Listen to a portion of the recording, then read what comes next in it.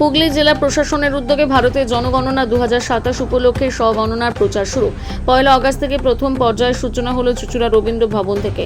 ভারতের জনগণনা 2027 উপলক্ষে সাধারণ মানুষের মধ্যে সচেতনতা বৃদ্ধি এবং স্বগণনা প্রক্রিয়ার অংশগ্রহণ নিশ্চিত করতে হুগলি জেলা প্রশাসনের উদ্যোগে শনিবার চুঁচুড়া রবীন্দ্র ভবন থেকে আনুষ্ঠানিকভাবে প্রচার কর্মসূচির সূচনা করা হয়। জনগণনার বিভিন্ন দিক তুলে ধরে একটি প্রচারমূলক গাড়ি উদ্বোধন করা হয়, যেখানে স্বগণনার সময়সূচি, পদ্ধতি এবং কিউআর কোডের মাধ্যমে অনলাইন স্বগণনার সুবিধা সম্পর্কে বিস্তারিত তথ্য তুলে ধরা হয়। প্রশাসনের পক্ষ থেকে জানানো হয়েছে 1 আগস্ট থেকে 15 আগস্ট 2026 পর্যন্ত চলবে স্বগণনা পর্ব।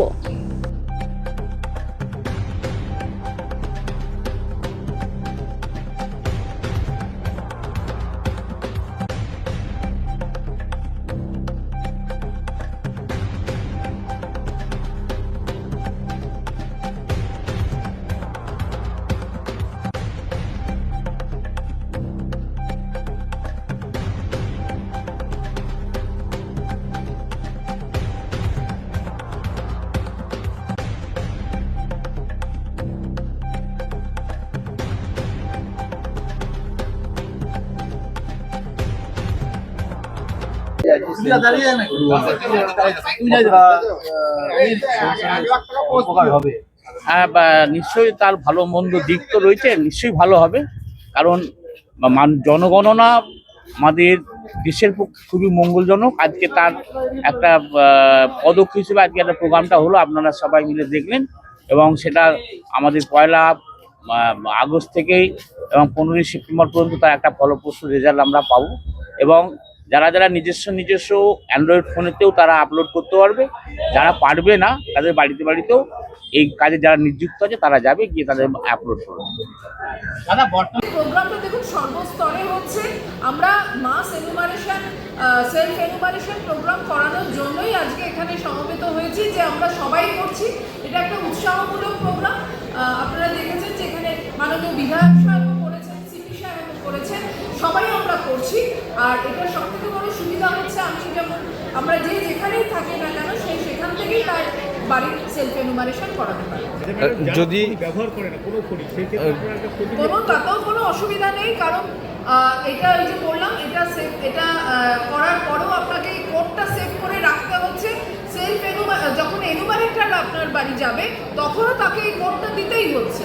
তো সুতরাং যারা করছেন না, যদি করতে পারছেন না, তাতে কোনো সমস্যা নেই। তার বাড়িতে এনুমারেটর যখন যাবে তিনি এই কাজটা করবেন। ম্যাডাম, এই 15 দিনের মধ্যে কি সেলফ কি ম্যান্ডেটরি? ম্যান্ডেটরি নয়, কিন্তু অবশ্যই ম্যাক্সিমাম কভারেজটা করলে তার জন্য।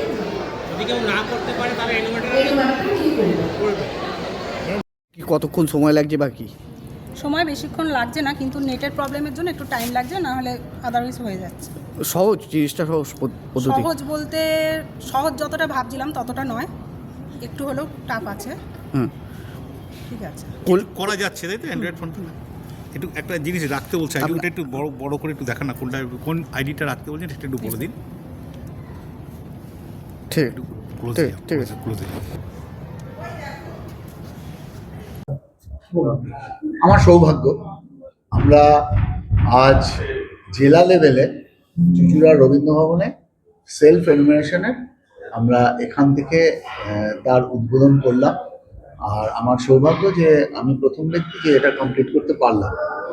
যাই হোক, আমার বিষয়টা হচ্ছে সবার কাছে আমার এটাই বার্তা দেওয়ার, যে প্রত্যেকে যাদের অ্যান্ড্রয়েড ফোন আছেন, আমি সকলের কাছে আবেদন করছি, আপনারা সেলফ এনুমারেশন করুন, এই পদ্ধতিতে অংশগ্রহণ করুন। একদম সোজা পদ্ধতি, একটু চেষ্টা করলে সকলে পারবেন।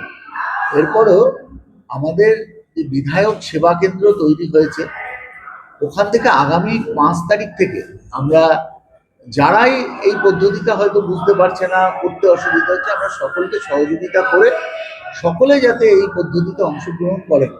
ভারতবর্ষে প্রথম অনলাইন এই সেলফ এনুমারেশন হচ্ছে।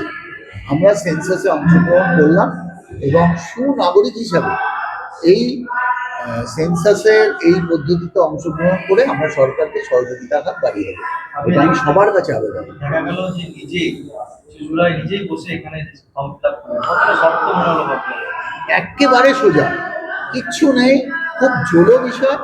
একটু আমরা যদি মন দিয়ে চেষ্টা করি আমরা সকলেই এটা করতে পারবো। তবুও যদি কারোর অসুবিধা হয় আমরা এর জন্য বিভিন্ন ভলেন্টিয়ার্স রাখবো বিভিন্ন জায়গায়, যারা এই পদ্ধতিকে আরো সহজ করে তুলবে, সহযোগিতা করবে। এবং আমি আশা রাখবো আমার বিধানসভার যত লোকের অ্যান্ড্রয়েড আছে, যত মানুষ অ্যান্ড্রয়েড ব্যবহার করেন, প্রত্যেকেই এই পদ্ধতিতে অংশগ্রহণ করে তারা সেন্সাস এই প্রক্রিয়াকে তাদের সমর্থন জানিয়ে এই কাজকে আরো সহজ করে তুলবে। ভারতের জনগণনা, ভারতের উন্নতির লক্ষ্যে করা হয়। কি মনে করছেন জনগণনা শুরু হলো, আগামী দিনে ভারত কতটা উন্নত এমনি আছে আগামী দিনে? আমাদের আদরণীয় প্রধানমন্ত্রী নরেন্দ্র মোদীজি তিনি স্বপ্ন দেখিয়েছেন 2047 সালের মধ্যে বিকশিত ভারত হবে।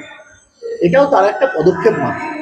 আমরা সমস্ত আঙ্গিকে ভারতবর্ষকে বিশ্বগুরু বানানোর আমাদের যে প্রচেষ্টা, এটা তার একটা সাধর্থক পদক্ষেপ।